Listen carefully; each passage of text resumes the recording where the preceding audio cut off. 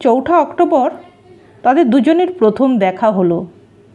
তখন বিকেল ঘনিয়ে আসছে, বাতাসে শীতের আমেজ। 10 অক্টোবর তাদের দীর্ঘক্ষণ কথা হলো টেলিফোনে। সেদিন ছেলেটি নতুন কেনা টবে গোলাপের চারা লাগালো। 30 অক্টোবর রেস্টুরেন্টের নিরালা কেবিনে ছেলেটি বলল, তোমাকে আমি ভালোবাসি। মেয়েটি লজ্জায় মাথা নিচু করে টেবিলে আঁকিবুকি কাটল। 12 ডিসেম্বর গোলাপ গাছে কুড়ি ধরল। মেয়েটি রেস্টুরেন্টের ছেলেটিকে জিজ্ঞাসা করল, কেন ভালোবাসো আমায়? আমি সুন্দরী তাই? তোমার চেয়েও সুন্দরী আছে কত। আমার বাবার প্রচুর অর্থ আছে তাই? তোমার বাবার চেয়ে বড়লোক এখানে কম আছে? তাহলে ভালোবাসি ভালোবাসি, তার আবার কারণ হয় নাকি? মেয়েটি বাড়ি ফিরে বন্ধুদের টেলিফোনে অনেক আলোচনা করলো। সবাই এক বাক্যে বুঝিয়ে দিল, ভালো যখন বাসে তখন একটা কিছু কারণ তো আছে বটেই, সেটা না বুঝেই বেশি এগোস না। 3রা জানুয়ারি মেয়েটি বলল, আমার কাছে কি চাও? কই, চাইনি তো কিছু। ভালোবাসো অথচ চাও না, তাহলে? না চাহিলে যারে পাওয়া যায়। এ তো গান, শুধুই গান, তাছাড়া কি? কিছুই যদি না চাও তবে ভালোবাসো কেন? ভালোবাসি তাই ভালোবাসা দিতে চাই, চাইবো কেন? তুমি সত্যিই অদ্ভুত। 10 ফেব্রুয়ারি দুজনের দেখা হলো মেট্রো স্টেশনের পাতালে। ছেলেটি বলল, আমি কাল সারা রাত বাঁশি বাজিয়েছি। সারা রাত সেই সুরের মায়াবী আলোয় তুমি নাচছিলে, অসামান্য অনন্য সেই নাচ। ধ্যাৎ, কাল সারা রাত আমি ঘুমিয়েছি, আমি কিন্তু তোমার নাচই দেখে গেছি সারা রাত। তোমার বাঁশি একদিন শুনতে হবে। 12 মার্চ ছেলেটি বাঁশি বাজালো। মেয়েটি শুনল।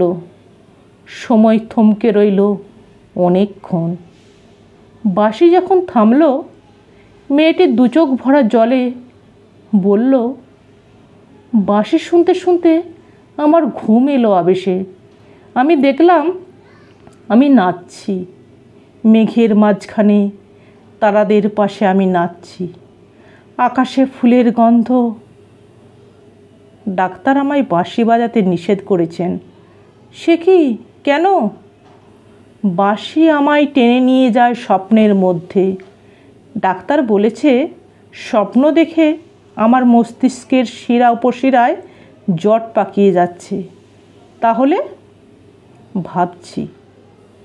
16 এপ্রিল মেয়েটি বলল, আমার বন্ধুরা বলেছে তুমি খুব ভালো, অসাধারণ, কিন্তু তুমি সৃষ্টিছাড়া।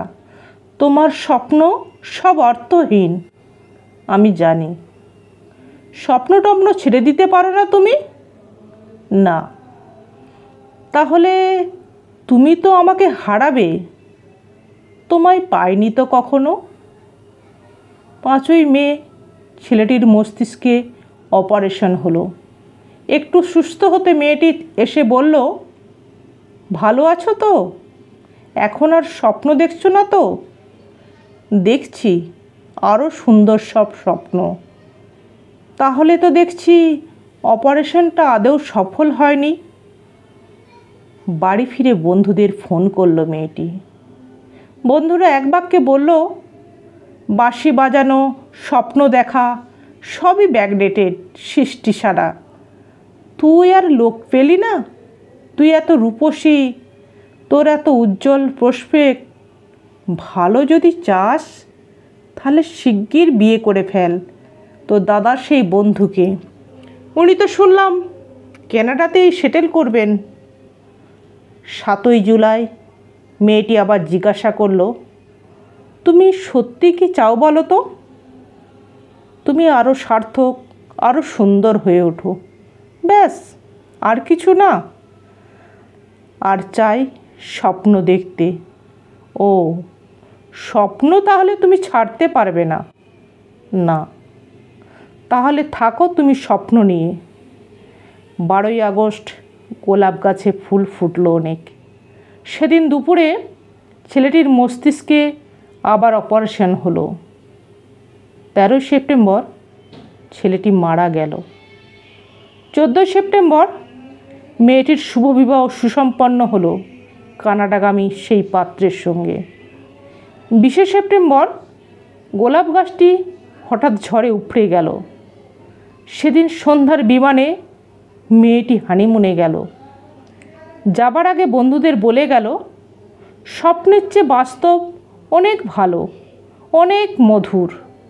স্বপ্ন দেখে কেবল বোকারা। 4 অক্টোবর ছেলেটির মা ঝরে পড়া গোলাপ গাছটিকে সযত্নে তুলে ফেলে দিলেন। শূন্য টবে তখন কয়েকটা পোকা, কয়েকটা মাছি। আমরা কেউ জানি না ওগুলো পোকা, মাছি নাকি ছেলেটির স্বপ্ন। আমরা ঠিক জানি না, আমরা কেউই জানি না।